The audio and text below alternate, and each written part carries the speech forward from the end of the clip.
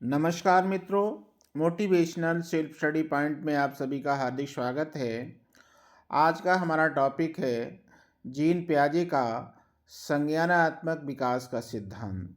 इस टॉपिक से या इस सिद्धांत से प्रत्येक परीक्षा में, चाहे वो टेट की हो या पीजीटी एजुकेशन हो, असिस्टेंट प्रोफेसर हो, प्रत्येक परीक्षा में कम से कम 2 प्रश्न इस सिद्धांत से किसी न किसी प्रकार से अवश्य पूछ लिए जाते हैं।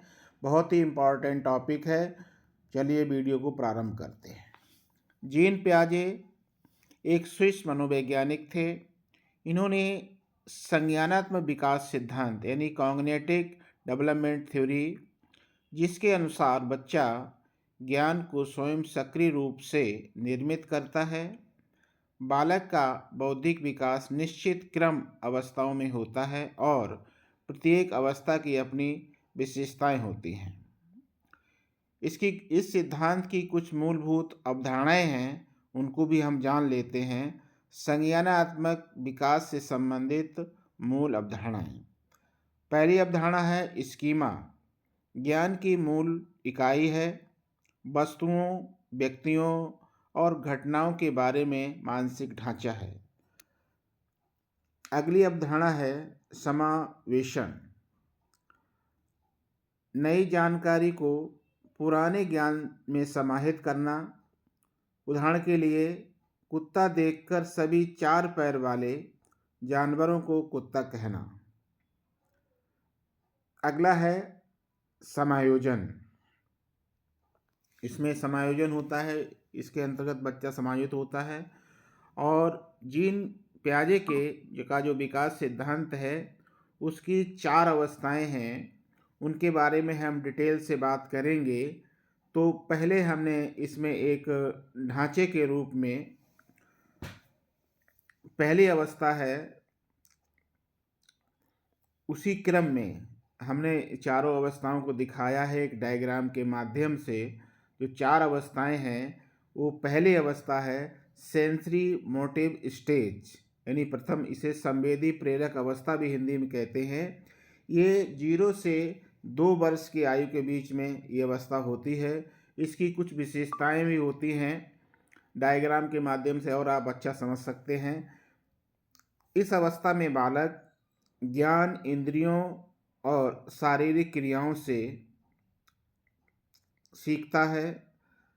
वस्तु स्थायित्व का विकास होता है, यानी बच्चे में के दिमाग में एक वस्तु का स्थायित्व, एक वस्तु स्पष्ट बन जाती है। सोच प्रतीकात्मक नहीं होती है। उदाहरण के लिए, खिलौना छुपाने पर ढूंढना सीखना इसकी विशेषता है। अगली जो अवस्था है दूसरी, जिसका नाम है प्री ऑप्शनल स्टेज, ये 2 वर्ष से 7 वर्ष की आयु तक चलती है। इसकी कुछ विशेषताएं हैं, प्रतीकों और भाषा का प्रयोग होता है, आत्म केंद्रिता आती है, तर्क क्षमता का अभाव रहता है इसमें बालक में, संरक्षण की अवधारणा नहीं होती है। उदाहरण के लिए, पानी की मात्रा गिलास बदलने पर बदली गई ऐसा सोचना। अगली जो तीसरी अवस्था है, इसे कंकरेंट ऑपरेशन स्टेज कहते हैं या मूर्त संचालन अवस्था हिंदी में कहते हैं। ये 7 वर्ष से 11 वर्ष की आयु में तक चलती है। इसकी कुछ विशेषताएं हैं। इसमें बच्चा जो है तार्किक सोचने लगता है, यानी तार्किक विकास होने लगता है। संरक्षण की अवधारणा विकसित होने लगती है। वर्गीकरण और श्रेणीकरण बच्चा करने लगता है और केवल ठोस वस्तुओं पर तर्क करने लगता है। और जो चौथी अवस्था है, जिसका नाम है फॉर्मल स्टेज, औपचारिक संचालन अवस्था, यह 11 वर्ष से ऊपर की अवस्था होती है। इसकी कुछ विशेषताएं हैं। ये अमूर्त और तार्किक चिंतन इस अवस्था में बच्चा करने लगता है। परिकल्पना आत्मक सोच हो जाती है।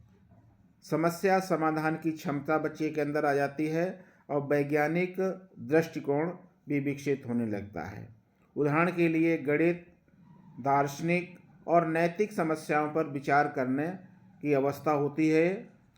इस सिद्धांत की कुछ विशेषताएं हैं। जीन पियाजे सिद्धांत की प्रमुख विशेषताएं हैं।